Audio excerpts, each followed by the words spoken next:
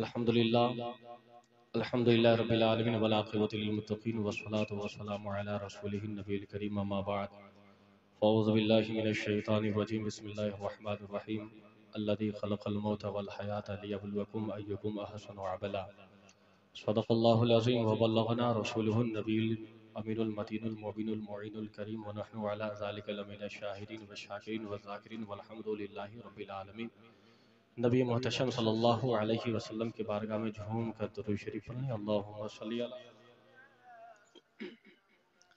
سیدنا و شفیعنا نبینا مولانا محمد بارک وسلم صلی اللہ علیہ وسلم۔ قرآن میں ارشاد فرماتا ہے الذی خلق الموت والحیات، وہ رب جس نے موت اور حیات دونوں کو پیدا کیا۔ کیوں پیدا کیا؟ لیبلوکم، تاکہ تجھے آزمائے، ایکم احسن عملا، کہ تم میں سے کون عمل کے اعتبار سے بہتر ہے۔ یعنی اللہ تعالیٰ قرآن مقدس کے ذریعے ہمیں برانگیختہ کر رہا ہے کہ ہم نے زندگی کو بھی پیدا کیا، موت کو بھی بنایا۔ اگر دنیا میں انسان کو ہمیشہ کے لیے پیدا کرنا ہوتا تو موت کو پیدا نہ کرتا۔ یعنی رب تبارک و تعالیٰ نے موت اور حیات، موت اور زندگی دونوں کو اس لیے پیدا کیا لاحق ہو تاکہ ہم اس فلسفہ کو سمجھیں۔ اللہ تعالیٰ نے دنیا کو پیدا کیا، دنیا میں بسنے کے لیے تمام چیزوں کو اگایا، اور ہر چیز کے استعمال کے لیے اللہ تعالیٰ نے اشرف المخلوقات انسان کو پیدا فرمایا۔ انسان کو اللہ تعالیٰ نے ساری جہان کی چیزیں عطا فرمائی، انسان تمام چیزوں سے لطف اندوز ہوتا ہے۔ لیکن اللہ تعالیٰ نے دنیا میں بھیجا تو دنیا میں بھیجنے کا کوئی نہ کوئی مقصد ہوگا۔ ہم باہر جاتے ہیں، ہمارا مقصد ہوتا ہے رقم اکٹھا کرنا، پیسے کمانا۔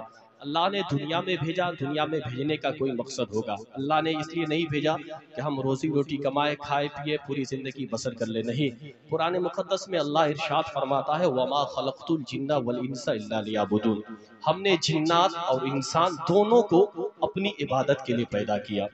یعنی رب تبارک و تعالیٰ نے دنیا کی تمام چیزیں ہمارے استعمال کے لیے بنائی، لیکن ہمیں اس لیے پیدا فرمایا کہ ہم رب کی عبادت کریں، رب کی نعمتوں سے لطف اندوز ہو، اور اپنے اوقات کو رب کی عبادت ہے، جس کے بارے میں بیان میں آتا ہے کہ جب موت کا وقت قریب آ جاتا ہے تو نہ ایک ساتھ پہلے نہ ایک ساتھ بعد، جس وقت رب تبارک و تعالیٰ کا حکم ہوتا ہے حضرت ملک الموت، موت کے فرشتے آتے ہیں اور انسان کی روح کو قبض کر لیتے ہیں۔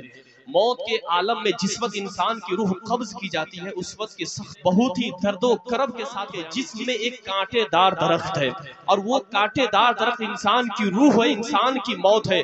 جب انسان کے موت کا وقت قریب آتا ہے حضرت ملک الموت اس انسان کے جسم سے کانٹے دار درخت کو کھینچ، انسان کے اندر کانٹے دار درخت ہے، اس کو کھینچا جاتا ہے۔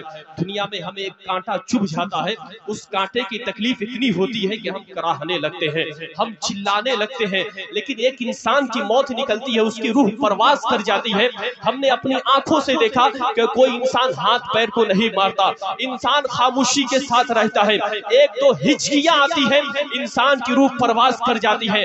آخر معاملات کیا ہے؟ اللہ کے نبی صلی اللہ علیہ وسلم نے ارشاد فرمایا، غور کرو، انسان کے اس وقت تکلیف ہوا کرتی ہے، انسان بھی کراہتا ہے، انسان اپنے ہاتھ پیر کو مارنا چاہتا ہے، لیکن رب تبارک و تعالیٰ کے فرشتے وہاں موجود ہوتے ہیں جو انسان کے بدن کو پورے زور سے طاقت سے پکڑے ہوتے ہیں، اور اس پکڑنے کی وجہ سے انسان کے اندر وہ طاقت نہ رہ جاتی ہے کہ انسان اپنے ہاتھ پیر کو مارے، بالآخر انسان ہچکی لیتا ہے، اس کی روح پرواز کر جاتی ہے۔ اللہ کے نبی صلی اللہ علیہ وسلم کی حدیث پاک یہ بھی ہے، اللہ کے نبی فرماتے ہیں کہ موت اتنی آسان ہے، انسان آٹا گوندھ کر کے رکھ دے، اس میں ایک بال پھر جائے، بال کو کھینچ لیا جائے، اس بال کے کھینچنے میں انسان کو ذرہ برابر بھی پریشانیوں کا سامنا کرنا، موت سخت بھی ہے۔ آپ نے بتایا موت آسان بھی ہے، آخر دو معاملات آپ نے ارشاد فرمائے، دونوں قول میں آپ کے تضاد لینا ہو۔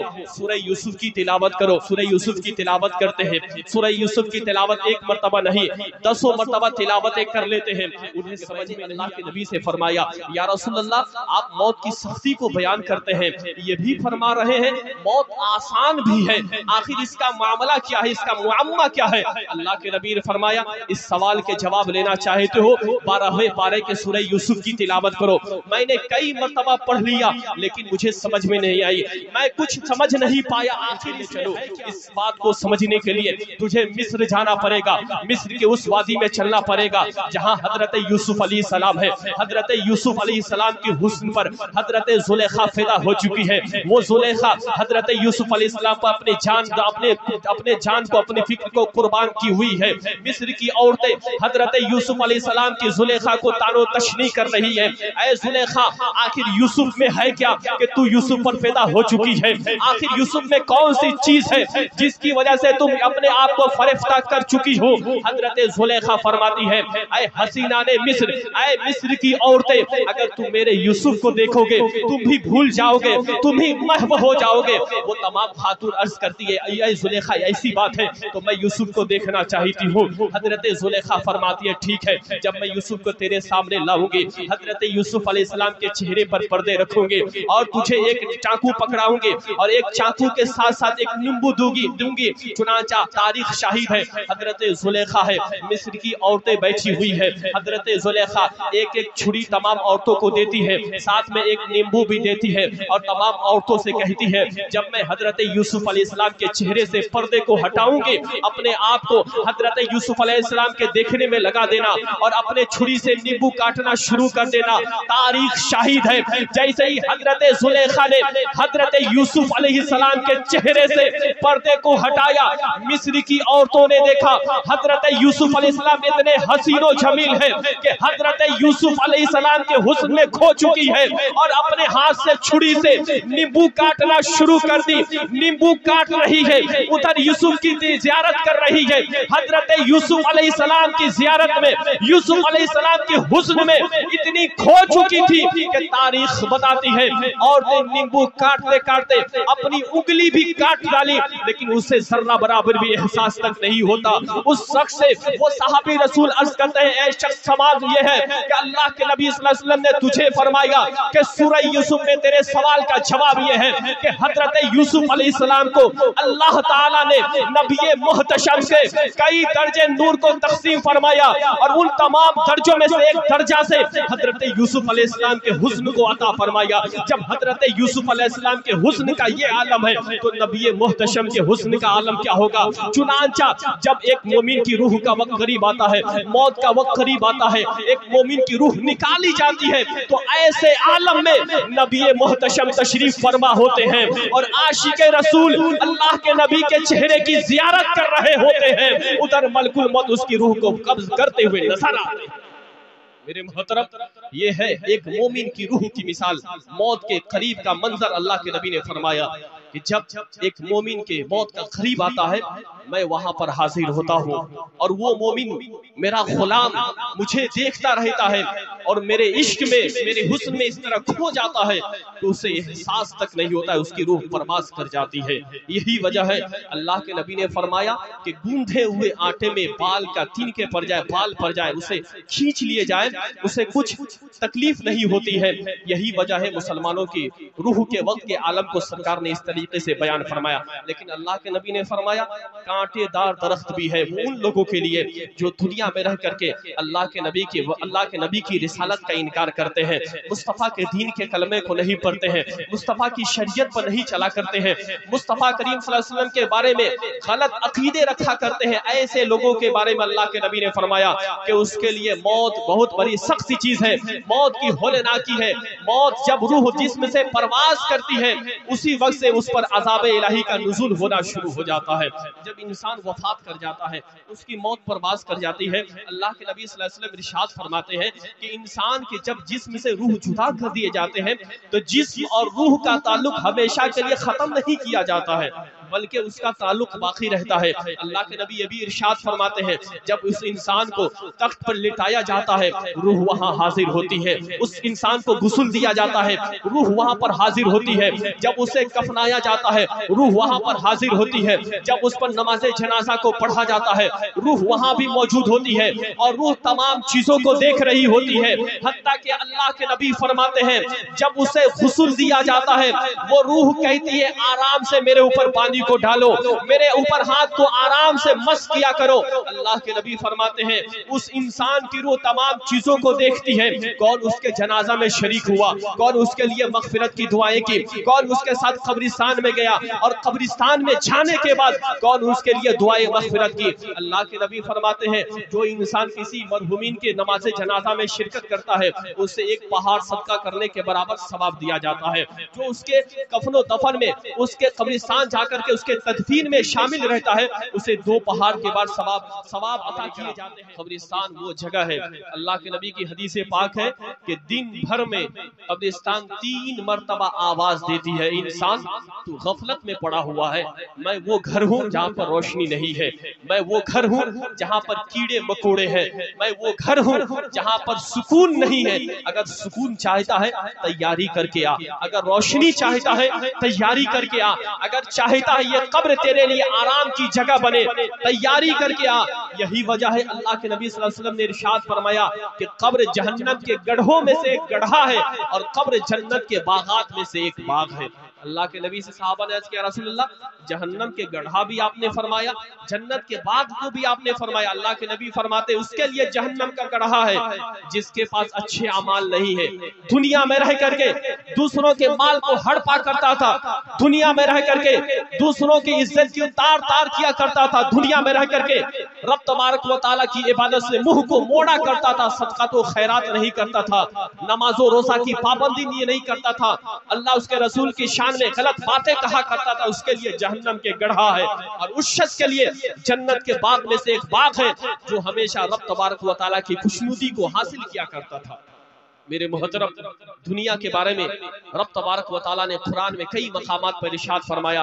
एक मकाम पर रब तबारक व तआला ने नबी मुहतशम को मुखातब होकर फरमाया कुल मताई दुनिया कलील, ए महबूब आप मेरे बंदों से कह दे, आप अपने मानने वालों से कह दे कि दुनिया की चीजें कम है, हकीर है।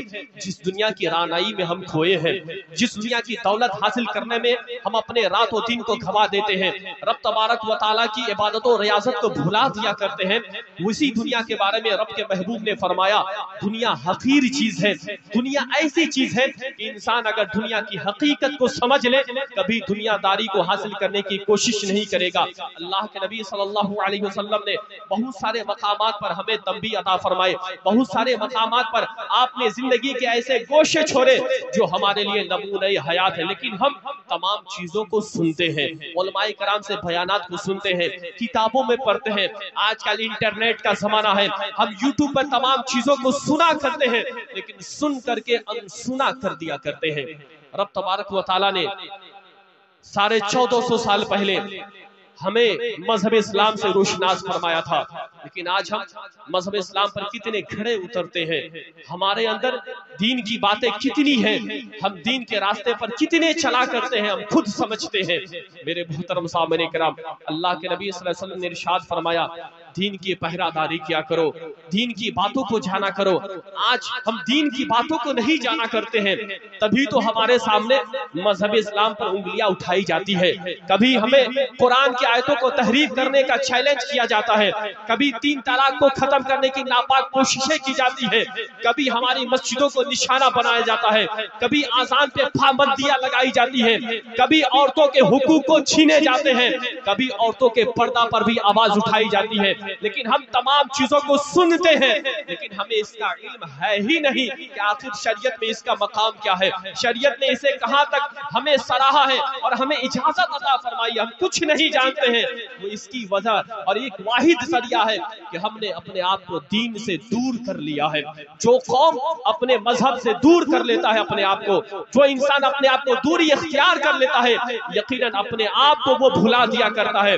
जो इंसान अपनी जात को नहीं पहचानता है वो अपनी शरीयत को क्या पहचानेगा, अपने दीन को क्या पहचानेगा। कल के वो लोग थे जो शब रोज रब तबारक व तआला के महबूब सल्लल्लाहु अलैहि वसल्लम के लाए हुए दीन की हिफाजत में लगा दिया करते थे, लेकिन आज हमारा मामला क्या है, कोई इंसान नहीं जानता है। लेकिन आज पूरे दिन भर चाय खाने पर बैठ करके हम 1 घंटा एक चाय में बिता दिया करते हैं। ایک دوسرے کی چغلی کرتے ہیں، ایک دوسرے کے تانو تشنی کرتے ہیں، ایک دوسرے کی برائیاں کیا کرتے ہیں، لیکن ہمیں ذرہ برابر بھی فکر نہیں ہوتی آخر یہ دوسرے کے پیٹھ پیچھے کی باتیں کر رہے ہیں، کیا اس کے بارے میں کل میدان محشر میں بھی سوال ہونے ہیں یا نہیں؟ ہمیں ذرہ برابر بھی احساس نہیں ہے۔ پورے دن ایک دوسرے کے بارے میں ہم سوچتے ہیں، برائیاں اپنے ذہن میں بسانے کی کوشش کرتے ہیں، رات ہوتی ہے کھانا کھاتے ہیں، موبائل سامنے ہوتا ہے، ہماری آنکھ ہوتی ہے، موبائل اسکرین ہوتا ہے، ننگی فلمیں دیکھا کرتے ہیں، گندی ڈرامے دیکھا کرتے ہیں، دیکھ کر کے رات کی نیند لیا کرتے ہیں، صبح میں اٹھتے ہیں موبائل میں وہی چیزیں دیکھنے کی شروعات کر دیتے ہیں۔ کبھی آپ نے غور و فکر کیا کہ رات میں ہم فلم دیکھ کر کے سوتے ہیں، گانے سن کر کے سو رہے ہیں، اور رات میں سونے کے بعد رب تبارک و تعالیٰ کہیں ہماری قسمت میں کل کے سورج کی روشنی کو نہ لکھے، کل کے دن کے اجالے کو ہم دیکھ نہ پائے، رات ہی میں ہماری موت آ جائے۔ آخر ایسے عالم میں جب ہماری وفات ہوگی کل میدان محشر میں، اور مرنے کے بعد قبر ہی میں ہمارے ساتھ کیسا سلوک کیا جائے گا ہم کچھ نہیں جانتے، سب کچھ جانتے ہیں لیکن عمل کرنے کی کوششیں نہیں کرتے ہیں۔ میرے محترم سامعین کرام، اللہ کے نبی نے ہمیں وہ عزت عطا فرمائی ہے کہ کل کے دوسرے قوم کے لوگ ہمیں دیکھ کر کے یہ عبرت حاصل کیا کرتے تھے، یہ سوچا کرتے تھے کہ یہ اس نبی کے ماننے والے ہیں جن کا نام محمد ہے، وہ اس نبی کے گن گانے والے ہیں جن کے دین کو اسلام کہا جاتا ہے۔ آج اس کا یہ عالم ہے تو ان کے نبی کا عالم کیا رہا ہوگا؟ کل کے لوگ اس سے عبرت حاصل کیا کرتے تھے، لیکن آج ہم دوسروں کی رسم و رواج کو اپنی شریعت میں داخل کرنے پر آمادہ ہو چکے ہیں۔ ہمارا لباس کتنا بدل چکا ہے، ہمارا لباس تو دور کی بات، ہماری بچیوں کے لباس تبدیل ہو گئے۔ آج کل کے باپ فخر محسوس کرتے ہیں اپنی بچیوں کو جینس پہنانے میں، فخر محسوس کرتے ہیں اپنی بچیوں کو اسکرٹ پہنانے میں۔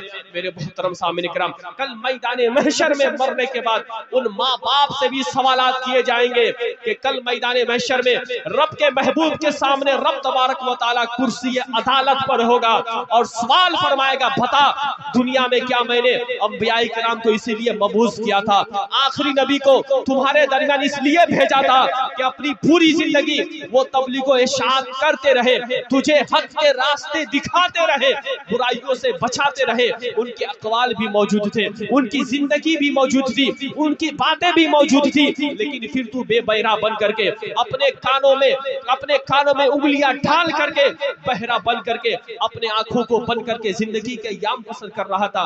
کل رب تبارک و تعالیٰ فرشتوں کو اگر حکم فرما دے کہ فرشتوں میں اسے نہیں پہچانتا، اس کے اعمال اچھے نہیں ہیں، لہذا منہ کے بل گھسیٹ کر کے جہنم کے وادیوں میں داخل کر دو، یقین جانیے وہاں پر کوئی نہیں ہوگا جو آپ کو بچا سکے، آپ کی سفارش کرا سکے۔ میرے محترم سامعین کرام، زندگی بہت کم ہے، اگر زندگی عیش والی ہوتی صحابہ کرام زندگی کو حاصل کر لیتے۔ اللہ کے نبی جن کو اللہ تعالیٰ نے پوری کائنات کی بادشاہت عطا فرمائی، اللہ کے نبی فرماتے ہیں، حضرت عائشہ کی حدیث ہے، اے عائشہ اگر میں چاہ لوں تو یہ بڑے بڑے پہاڑ سونا بن جائے، سونا بن کے میرے پیچھے پیچھے چلنے لگے۔ کبھی آپ نے اس نبی کی زندگی کا مطالعہ کیا؟ اللہ کے نبی رات بھر رب تبارک و تعالیٰ کی بارگاہ میں دعائیں کرتے تھے، اللہم احیینی مسکینہ وامیتنی مسکینہ واحشرنا زمرۃ المساکین، اے اللہ مجھے مسکینوں میں زندہ رکھ، مسکینوں والی موت عطا فرما، اور کل میدان محشر میں